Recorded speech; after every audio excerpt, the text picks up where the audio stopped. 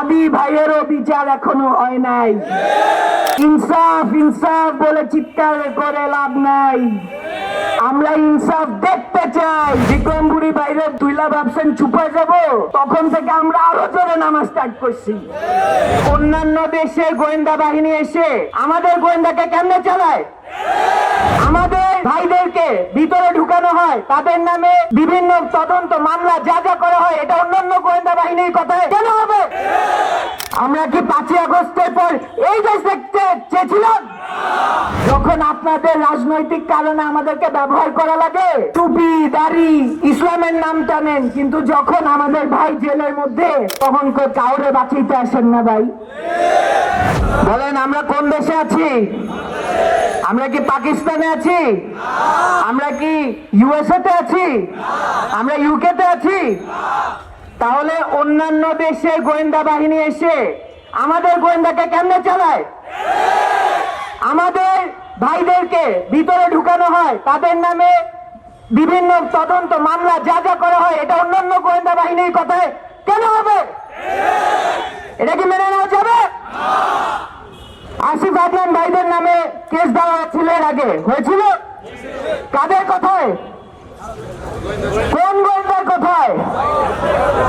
ISI এর কথায় কেমনে আসিফ ভাইদের নামে কেস করা হয়?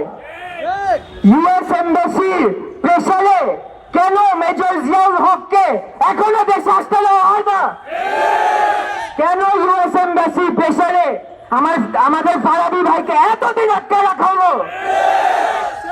আমরা কি 5ই আগস্টের পর এই দেশ দেখতে চেয়েছিলাম? আমরা কি রাস্তায় নেমেছিলাম এই কারণে?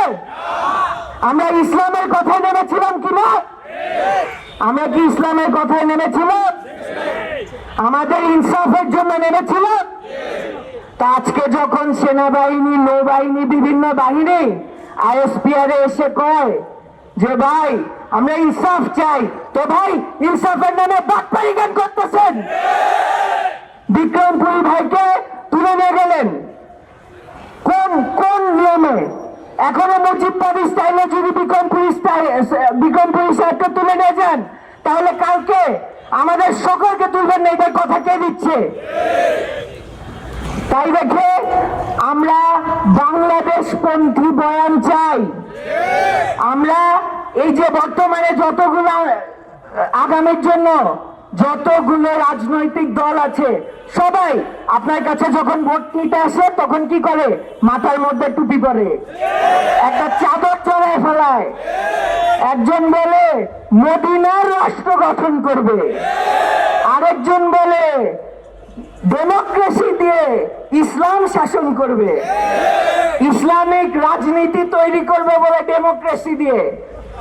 এত কথার সময় যখন আপনাদের রাজনৈতিক কারণে আমাদেরকে ব্যবহার করা লাগে, তখন তো ঠিকই ভাই এই টুপি দাড়ি ইসলামের নাম টানেন, কিন্তু যখন আমাদের ভাই জেলের মধ্যে বসে আছে, যা বিক্রমপুরী ভাই এবং অন্যরা, তখন কাউরে বাঁচাইতে আসেন না। ভাই তখন আপনার এই এত ভোট, এত চাওয়া, এত ইসলামের কথা, মদিনার ইসলাম, ডেমোক্রেটিক ইসলাম, এত কিছু এখন কই ভাই? আমাদের সময়ে কাজ করে না, কিন্তু মাঠে নেমে কথা কওয়ার সময় 101। এই যে 5ই আগস্টের পর যতগুলো, এই যে আমাদের ভাই বললো, সাইফুল ভাই বললো, এতগুলো হিরো হিরো অফ 5ই আগস্ট, কোথায় ভাই তোমরা? কোথায় ছিল যখন ফারাবী ভাই আটকে ছিল? একটারও তো কথা বলতে দেখি নাই। কোথায় তোমরা যখন এখন বিক্রমপুরী ভাইকে আমরা পাচ্ছি না? কোথায় আছে তোমরা? কিন্তু সব জায়গায় যে শুধু রাজনীতি করে গেলে হবে না, এই বাংলার মানুষের আকাঙ্ক্ষা বুঝতে হবে, বাংলাদেশের মানুষের আকাঙ্ক্ষা বুঝতে হবে, এবং আমাদের ভবিষ্যতের আকাঙ্ক্ষা ইসলাম, আমাদের ভবিষ্যতের বাংলাদেশ, আমাদের ভবিষ্যতের বাংলাদেশ, আমাদের ভবিষ্যতের বাংলাদেশ। এই দিয়ে শেষ করতে চাই, আমরা আতাউর রহমান বিক্রমপুরী ভাইকে দেখতে চাই ছাড়া আমাদের সাথে পাশে নিয়ে নেক্সট বার কথা বলতে চাই, এবং আতাউর রহমান ভাইয়ের মতো বাকি যতজনকে ঢুকানো হয়েছে তাদেরকে বের করতে চাই। এবং কোন ধরনের ইউএস এম্বাসি, পাকিস্তানি এম্বাসি, কোন আইএসআই, কোন গোয়েন্দা ল এজেন্টস, এদের কারো হস্তক্ষেপ আমরা নিতে পারি না। শেষ কথা এটাই বলবো, হাদি ভাইয়েরও বিচার এখনো হয় নাই। ইনসাফ ইনসাফ বলে চিৎকার করে লাভ নাই। আমরা ইনসাফ দেখতে চাই, আপনাদের মুখে শুনতে চাই না। ইনশাআল্লাহ আমরা আছি, আমরা থাকবো। আমাদের গলা আর কমাইতে পারবেন না, থামাইতে পারবেন না। কয়টারে মারবেন, কয়টারে তুলবেন, দেখি তুলতে থাকেন।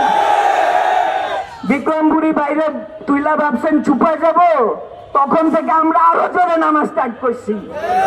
এবং ইনশাআল্লাহ ভবিষ্যতে আমরা নামবো, মরবো, এবং এই বাংলার মাটি এবং ইসলাম এবং আমাদের উম্মার জন্য যে কোনো সময়, যে কোনো মুহূর্তে রক্ত দিতে সবাই দাঁড়ায় থাকবো ইনশাআল্লাহ। আসসালামু আলাইকুম রহমতুল্লাহ।